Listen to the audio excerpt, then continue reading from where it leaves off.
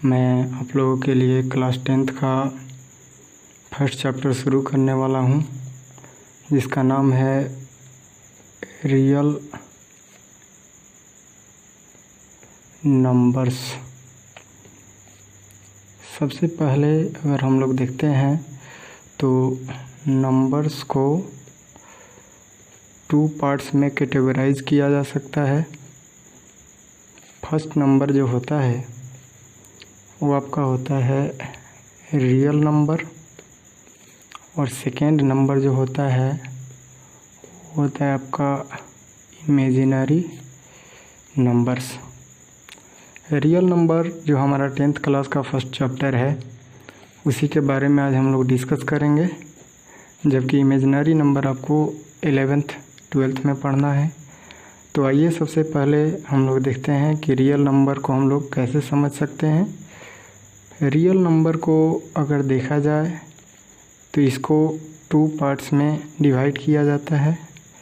The first one is rational number and the second one is irrational number. और आपने rational number का basic definition जो 9th class में पढ़ा होगा, a number that can be expressed in the form of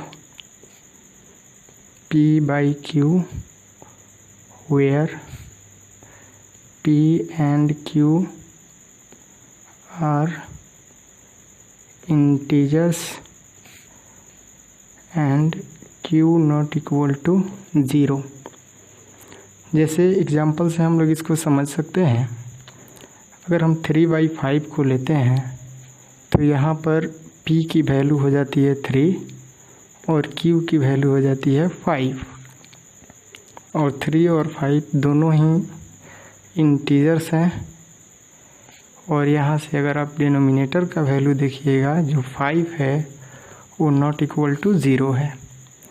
अब सवाल ये उठता है कि क्या 3/0 भी रेशनल नंबर होगा?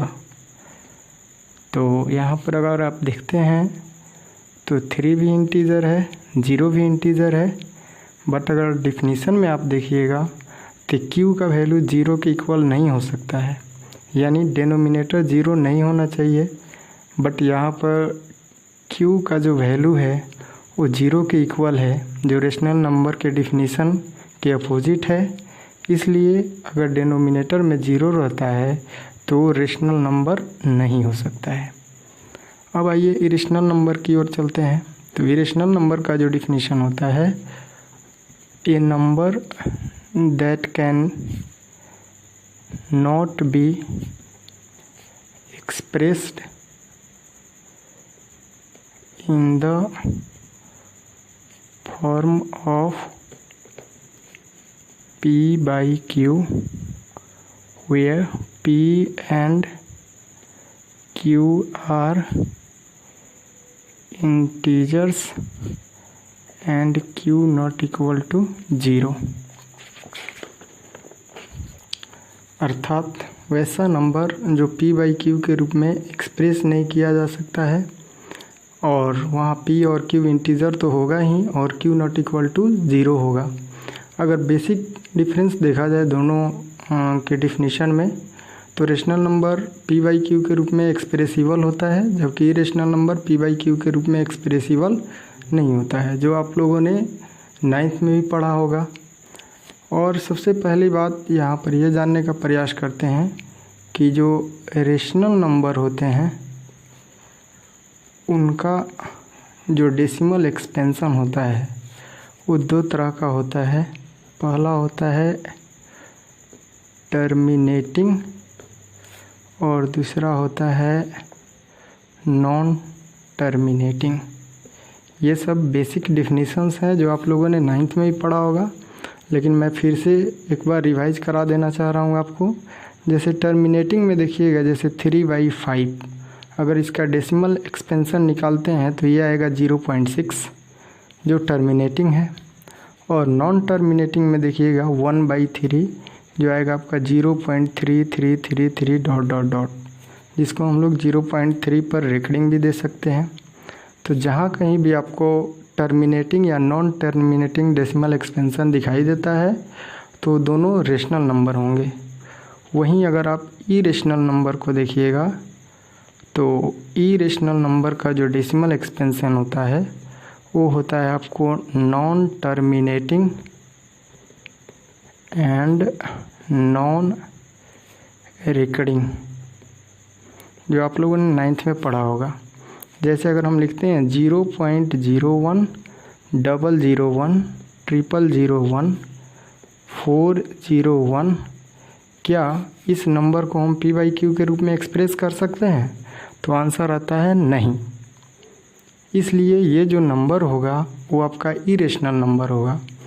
बहुत सारे बच्चे कंफ्यूज कर जाते हैं, जैसे 0.333333 दिया है, 0.01 001 0001 दिया है। अब ये देखिए इसमें और इसमें दोनों में कुछ आपको डिफरेंस दिखाई देगा। जैसे यहाँ पर एक ही नंबर बार बार रिपीट हो रहा है, यानी ये नॉन टर्मिनेटिंग है, नॉन टर्मिनेटिंग, जिसके कारण ये आपका रेशनल नंबर होगा। अगर यहीं पर अगर आप देखिएगा नीचे वाले नंबर को तो इसका decimal expansion non terminating and non recurring है, जिसकी वजह से ये वाला जो नंबर होगा वो आपका इरेशनल नंबर होगा। अब इरेशनल नंबर में कुछ और भी डिफिनेशंस आते हैं। जैसे कुछ ऐसे नंबर्स होते हैं जिनका स्क्वायर रूट निकल सकता है, जिसका हम perfect square root find out कर सकते हैं। जैसे अगर आप देखिएगा √4, तो 4 का अगर स्क्वायर रूट आप फाइंड आउट करते हैं तो ये आ जाता है 2, इसके नीचे आ जाएगा 1, तो ये आपको p/q के रूप में एक्सप्रेसिबल है, इसलिए आपका कौन सा नंबर हो जाएगा? Rational number. वहीं अगर आप देखते हैं √7, तो इसका perfect square root find out नहीं किया जा सकता है, दैट्स वाई ये p/q के रूप में एक्सप्रेसिबल नहीं हो सकता है, इसलिए ये वाला जो नंबर होगा वो आपका होगा इरेशनल नंबर।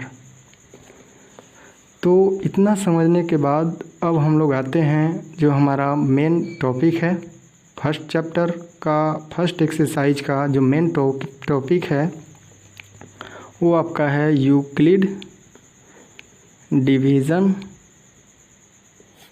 एल्गोरिथम। और आपके एग्ज़ाम में कहीं ना कहीं इससे ही क्वेश्चन आते हैं, और इसको समझने के लिए मैं आपको 5 या 6 क्लास के एक एल्गोरिथम को बताना चाहूँगा, जो आप बहुत बच्चे से ही पढ़ते आ रहे होइएगा। जैसे आप किसी नंबर को डिवाइड करते हैं, जैसे मान लीजिए 2 से डिवाइड कर रहे हैं 7 को, तो 2 3 जा 6, remainder will be 1। Here in this question 2 is divisor, 7 will be dividend, 3 will be quotient, कभी कभी स्टूडेंट इसको क्वोशेंट भी कहते हैं, तो उतना हम लोगों को माइंड नहीं करना है। और ये जो 1 होगा दैट विल बी रिमाइंडर। और आपने बचपन में सीखा होगा कि इसको हम लोग चेक करने के लिए एक फार्मूला अप्लाई करते थे, जो आप पढ़े होइएगा 5-6 क्लास में। Dividend is equal to divisor into quotient plus remainder. अब इसी को स्टडी करके यूक्लिड डिवीज़न एल्गोरिथम को बनाया गया है। उसको एक स्टैंडर्ड फॉर्मेशन दिया गया है, स्टैंडर्ड फॉर्म दिया गया है। उसी स्टैंडर्ड फॉर्म को हम लोग समझने का प्रयास करेंगे। एक चीज़ अगर आप ध्यान दिए होइएगा बचपन या आज भी अगर आप ध्यान दीजिएगा, तो जो रिमाइंडर की जो वैल्यू आती है किसी भी डिवीज़न के केस में, या तो आपको 0 के इक्वल होगा या 0 से बड़ा होगा, या फिर वो जो रिमाइंडर होगा वो हमेशा ही डिवाइज़र से कम होगा। जैसे इस क्वेश्चन में अगर आप देखिएगा तो यहाँ रिमाइंडर का वैल्यू 1 आया है जो आपके डिवाइज़र 2 से कम है। वहीं अगर आप एक दूसरा एग्जांपल ले लेते हैं, जैसे 3 से अगर आप डिवाइड कीजिए 12 को, 3 4 जा 12, इस कंडीशन में आपका जो रिमाइंडर आएगा दैट विल बी 0। अब आइए समझते हैं कि इस बेसिस पर हम लोग यूक्लिड डिवीज़न एल्गोरिथम को कैसे फाइंड आउट कर सकते हैं। तो सबसे पहले हम लोग एज्यूम कर ले रहे हैं कि कोई पॉजिटिव इंटीजर या कोई भी इंटीजर a है और उसको हम लोग डिवाइड कर रहे हैं b से। तो b से डिवाइड कीजिएगा तो कुछ ना कुछ टाइम्स टेबल पढ़िएगा। जब सब एज्यूम कर रहे हैं तो हमने मान लिया कि q टाइम्स हमने टेबल पढ़ा, और जब q टाइम्स टेबल पढ़िएगा और इसको डिविडेंड में से माइनस कीजिएगा यहाँ पर, तो कुछ ना कुछ रिमाइंडर आएगा। अब आइए हम लोग फार्मूला पर इसको पुट करते हैं। Dividend is equal to divisor into quotient plus remainder. अब यहाँ से देखिए डिविडेंड जो होगा वो हमारा इस क्वेश्चन में a होगा, डिविडेंड का काम करेगा। तो यहाँ डिविडेंड के जगह हमने a रख दिया। डिवाइज़र के जगह पर आपका b काम करेगा, तो डिवाइज़र के जगह पर हमने रख दिया b इंटू कोसेंट के जगह q काम करेगा और रिमाइंडर की जगह r काम करेगा। और इसको अगर हम सिंप्लीफाई करते हैं तो a is equal to b q plus r, that will be the standard form of the Euclid division algorithm. और यहाँ कुछ कंडीशंस होते हैं जिसको समझना ज़रूरी है, जो अभी मैंने आपको बताया था कि जो r की जो वैल्यू होगी वो या तो 0 से बड़ा होगा या फिर 0 के इक्वल होगा। जबकि डिवाइज़र अगर यहाँ आप देखिएगा तो डिवाइज़र का काम b कर रहा है, यानी b से हमेशा छोटा होगा। ये एक बहुत ही इम्पोर्टेंट पॉइंट है जिसको समझने में अक्सर स्टूडेंट गलत कर बैठते हैं, इसका आपको ध्यान रखना है। अब इसका यूज कहाँ कहाँ होता है ये हमको समझने की ज़रूरत है। तो आप लोगों ने पढ़ा होगा HCF फाइंड आउट करना लॉन्ग डिवीज़न मेथड से, लेकिन 10th क्लास में आपको वो वाली मेथड नहीं अप्लाई करके यूक्लिड डिवीज़न एल्गोरिथम अप्लाई करना है। तो आइए समझते हैं कि कैसे इसका यूज हम लोग कर सकते हैं HCF फाइंड आउट करने में। उससे पहले मैं लॉन्ग डिवीज़न मेथड जो आपने बचपन में पढ़ा होगा उसको मैं समझा देता हूँ। उसके बाद हम लोग इस मेथड से सीखेंगे कि कैसे हम लोग HCF फाइंड आउट कर सकते हैं। सपोज़ कीजिए आपको लॉन्ग डिवीज़न मेथड से अगर फाइंड आउट करना है 12 का और 15 का ही अगर आपको HCF फाइंड आउट करना है तो कैसे फाइंड आउट करेंगे। तो हम लोग क्या करते हैं 12 से डिवाइड करेंगे 15 को, 12 1 जा 12, यहाँ रिमाइंडर आ जाएगा 3, और ये जो 12 है जो पहले डिवाइज़र का काम करता था अब वो डिविडेंड का काम करने लगेगा, और जो 3 रिमाइंडर आया है वो अब डिवाइज़र का काम करने लगेगा। तो 3 4 जा 12, और जिस कंडीशन में रिमाइंडर का वैल्यू 0 आ जाता है उस केस में आप देखिए डिवाइज़र कितना है, यानी यहाँ पर रिमाइंडर आपका 0 आ गया और डिवाइज़र यहाँ पर 3 है, that's why the HCF will be 3। अब हम लोग सीखेंगे कि यूक्लिड डिवीज़न एल्गोरिथम का प्रयोग करके हम लोग HCF को कैसे फाइंड आउट कर सकते हैं। जैसे आपके बुक का फर्स्ट क्वेश्चन ही अगर आप उठाते हैं एक्सरसाइज का, तो आपका फर्स्ट क्वेश्चन शायद दिया है कि find the HCF of 135 and 225 using Euclid division algorithm. तो यहाँ पर सबसे पहले अगर आप देखिएगा तो बहुत सारे बच्चे कंफ्यूज होते हैं कि डिविडेंड किसको माने, डिवाइज़र किसको माने।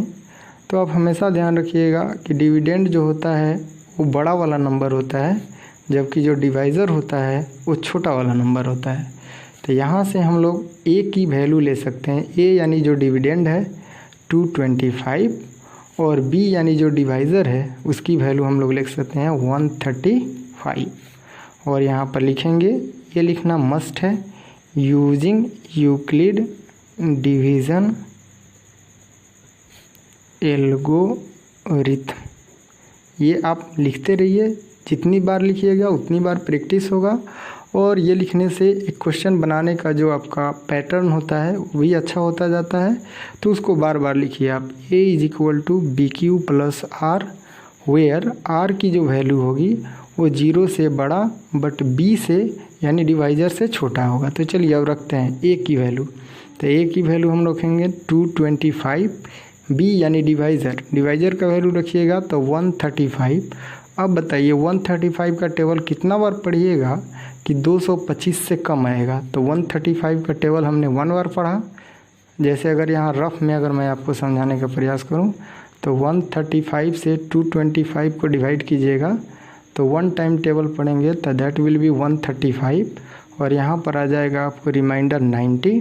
तो यहाँ प्लस में रिमाइंडर के जगह पर हमने कितना रख दिया 90। अब यहाँ से देखिए ये 135 अब डिविडेंड का काम करेगा। तो डिविडेंड का काम करेगा तो 135 ए की जगह पर आएगा। तो यहाँ पर हमने रख दिया 135 और यहाँ देखिएगा तो रिमाइंडर जो आपका 90 है वो डिवाइज़र का काम करेगा। तो हमने बी के सामने रख दिया 90। अब देखिए 90 का टेबल कितना बार पढ़िएगा कि 135 से कम आएगा तो 1 टाइम्स पढ़िए तो ये रिमाइंडर बच जाएगा आपका 45। तो 90 का टेबल 1 बार पढ़ा हमने तो q के जगह पर यानी q मतलब कोसेंट, तो q के जगह पर 1 रखा और यहाँ पर रिमाइंडर हमारा आया 45 तो 45 रखा। अब फिर देखिए यहाँ डिवाइज़र का काम 45 करेगा और डिविडेंड का काम 90 करेगा। तो फिर डिविडेंड यानी एक को हमने डिविडेंड बोला है तो डिविडेंड के सामने फिर हम यहाँ 90 रखेंगे और डिवाइज़र का काम यहाँ 45 किया है तो डिवाइज़र की जगह 45 हमने रखा और 45 का टेबल हम 2 टाइम्स पढ़ेंगे तो 90 आ जाएगा। तो 45 × 2 और इस कंडीशन में रिमाइंडर का वैल्यू जो हमारा होगा वो 0 आ गया। तो जिस कंडीशन में रिमाइंडर का वैल्यू 0 आता है उस कंडीशन में b की वैल्यू देखिए यानी डिवाइज़र कितना आया है। तो यहाँ पर डिवाइज़र हमारा 45 आया है, इसलिए इस क्वेश्चन का जो HCF होगा वो हमारा 45 हो जाएगा। इस तरह और सारे भी क्वेश्चन आपके बुक्स में दिए हुए हैं, उसको आप लोग बनाने का प्रयास कीजिए। और मैं एक इम्पोर्टेंट क्वेश्चन आपको इसके बेस पर समझा दे रहा हूँ। देखिए जैसे आपके एग्जाम्पल में एक क्वेश्चन दिया है, so that A positive even integer can be expressed, आपका एग्जाम्पल का ये क्वेश्चन है, as the form of 2q। चलिए तो इसको हम लोग समझने के लिए क्या कर सकते हैं। तो सबसे पहले हमने लिया कि let a be a positive even integer. हमने क्या मान लिया कि ए हमारा पॉजिटिव इवन इंटीजर है। तो हमने क्या पढ़ा है यूक्लिड डिवीजन एल्गोरिथम में a is equal to b q plus r. अगर यहाँ से आप देखिएगा तो 2q और बी क्यू में कुछ सिमिलरिटी नज़र आएगा कि q यहाँ भी है q यहाँ भी है, यानी b की जो वैल्यू होगी वो 2 होगी। तो यहाँ पर रखिए a is equal to 2q plus r. और मैंने आपको बताया है कि जो r होगा वो 0 से बड़ा होगा बट 2 से छोटा होगा। यानी यहाँ पर r की वैल्यू 0 से बड़ा रखिएगा या इक्वल रखिएगा तो एक बार में 0 रखिएगा और 2 से छोटा रखना है तो 1 रखिएगा। तो चलिए रखते हैं a is equal to 2q plus 0 रखिएगा तो ये आपका 2q आएगा क्योंकि 0 ऐड करने से तो कोई फ़र्क पड़ेगा नहीं। और r इज इक्वल टू अगर आप 1 रखिएगा तो a इज इक्वल टू यहाँ पर देखिए 2q का 2q हो जाएगा और r के जगह 1 रखिएगा तो 2q प्लस 1 आएगा। तो a जो हमारा आया एक तो 2q के फॉर्म में आया, एक 2q प्लस 1 के फॉर्म में आया। लेकिन हमको ये दिखाना है कि जो इवन इंटीजर है वो 2q के ही फॉर्म में होगा। तो चलिए q हमारा जो है इंटीजर्स होता है ये तो आप जानते हैं। तो अगर q का वैल्यू अगर हम 1 ही रखते हैं तो देखिए a इज इक्वल टू एक तो आपका 2q आया है तो 2 × 1 यानी 2, तो ये आपका क्या आया इवन आया। लेकिन वहीं अगर a is equal to 2q plus 1 है और यहाँ अगर q का वैल्यू 1 रखते हैं तो 2 + 1 यानी 2 × 1 2 + 1 यानी 3, जो कि इवन नहीं है, ये ऑड है। इसलिए that's why a positive integer can be always expressed as the form of 2q, यानी a positive even integer is always in the form of 2q, यानी हमेशा हम लोग 2q के फॉर्म में लिख सकते हैं। 2q + 1 के रूप में पॉजिटिव इवन इंटीजर नहीं होगा, ये आपका पॉजिटिव ऑड इंटीजर होगा। तो ये बात आई होप आपको समझ में आया होगा, और इस क्रम में आगे भी आते रहेंगे, वीडियोज़ आते रहेंगे आपके लिए। तो मैं आपसे इतना ही कहूँगा कि अच्छे से पढ़िए। लॉकडाउन है और मैं समझ सकता हूँ कि स्कूल्स बंद हैं, तो इस क्रम में मेरा एक छोटा सा प्रयास है बच्चों के लिए। तो ज़्यादा से ज़्यादा इसको लाइक, शेयर और सब्सक्राइब कीजिए, अपने दोस्तों के पास पहुँचाइए। और जो आपको समस्या आती है वो आप मेरे पर्सनल व्हाट्सएप नंबर पर पूछ सकते हैं। मेरा व्हाट्सएप नंबर यहाँ पर मैं लिख दे रहा हूँ, 7488001779। इस पर आप मुझे मैसेज कर सकते हैं, चाहे वो RD शर्मा का क्वेश्चन हो, चाहे RS अग्रवाल का क्वेश्चन हो, या NCERT का क्वेश्चन हो। इसके बाद मैं फिर एक लेक्चर लेकर आऊँगा जो आपके एक्सरसाइज से जो क्वेश्चंस हैं उस पर आधारित होंगे। तब तक के लिए धन्यवाद।